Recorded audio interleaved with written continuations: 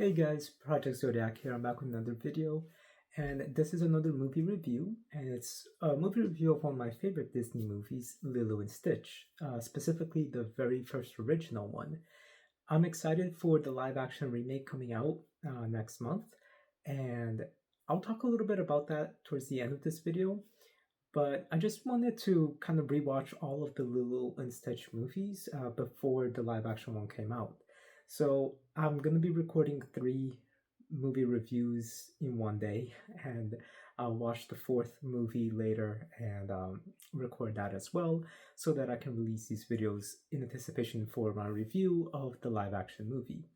So, with this being the review of the original one, I do want to talk a little bit more about that one, but I will be a little bit quicker with the sequels, just because, again, it's late right now and I'm doing these three videos back to back and then the fourth one later.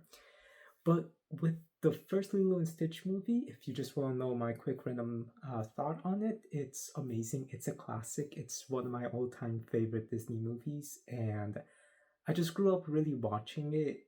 And I remember like seeing the trailers and the posters and just being super excited for it. So it's definitely one of my all-time favorite Disney movies. But I want to go into a little bit more in depth of a review right now on what I really like about it and what I don't. And uh, and then I'll just go into that with the sequels. So the first thing that I really want to talk about is the fact of how charming this movie is. It's really about no matter how you are, those who are your family will love you. And that doesn't mean necessarily blood family. It could be adopted family or friends that you consider family. Just those that is your family, either by blood or not, just your family that you consider family. They will love you for who you are and work with you and your limitations because everyone has their faults. And I think that that's the thing that this movie does so well, because we have Stitch, who is programmed and designed to be evil and to be destructive and chaotic, but then he meets his family and starts to see that they still love him for who he is, and that he wants to be better because of that, and he wants to improve himself. And that's such a beautiful message. And it also goes about that theology of nature versus nurture. Like if it's something that's in someone's nature because of how they were born or how they are as a person or their genetics, can it be changed? And that's what this movie talks about as well. So it's about family, it's about being loved for who you are, and it's about improving yourself when you're wrong and in your bad things. And it's done in such this big wholesome way, and it's just so sweet as well, and it's just so funny. And it's just so realistic in that sense too. And I just, in a way, I could have always related a little bit to Stitch, like being the one that's the outsider, and always looking for people to see, the not just the bad, things like that, um, and always working on trying to improve myself as well, like. So those are things that, like, ever since I was little, I always related with Stitch. And I just think that his development is done so well, and not just because of him, but also like the people around him, like Jumba. I think that's how you say his name, the one that created him, basically his actual father.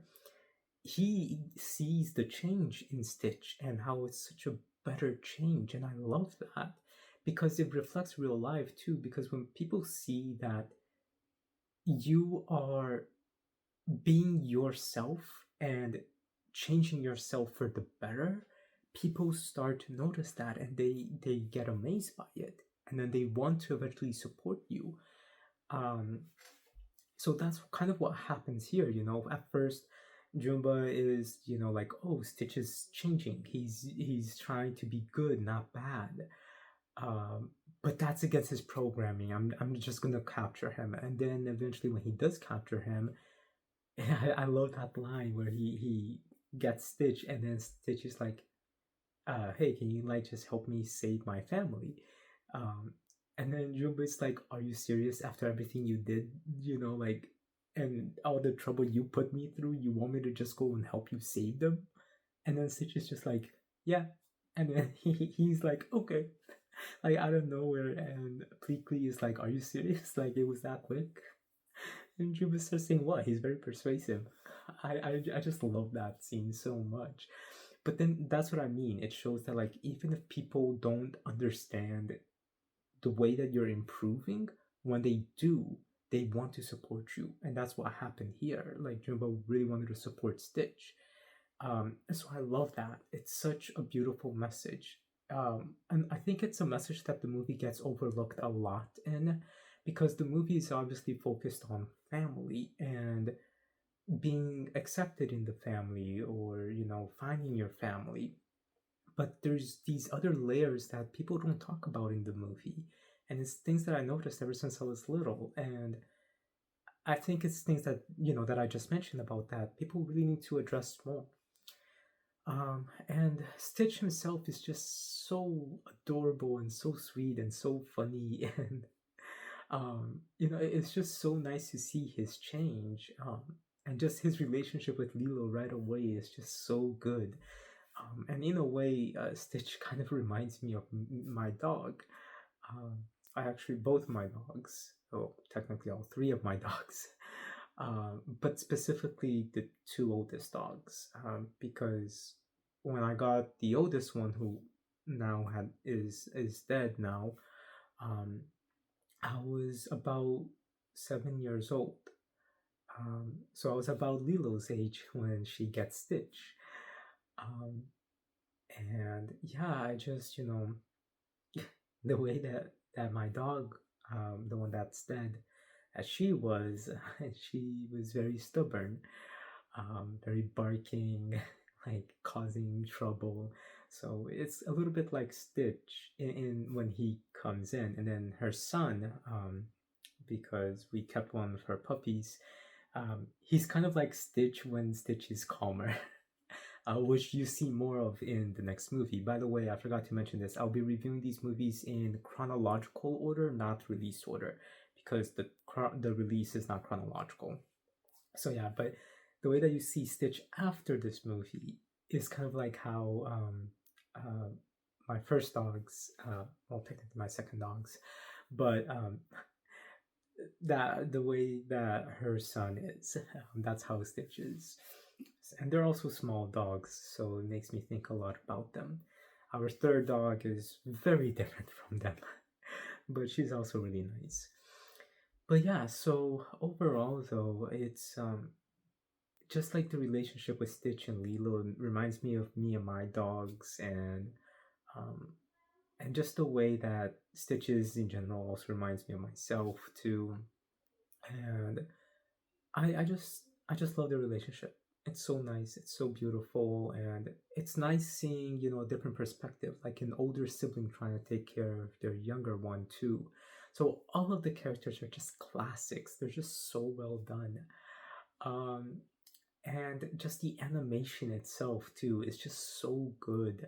And like the background's like watercolor, and then like the characters are not, and it works so well with the tone. And the inclusion of Elvis music as well was really cool.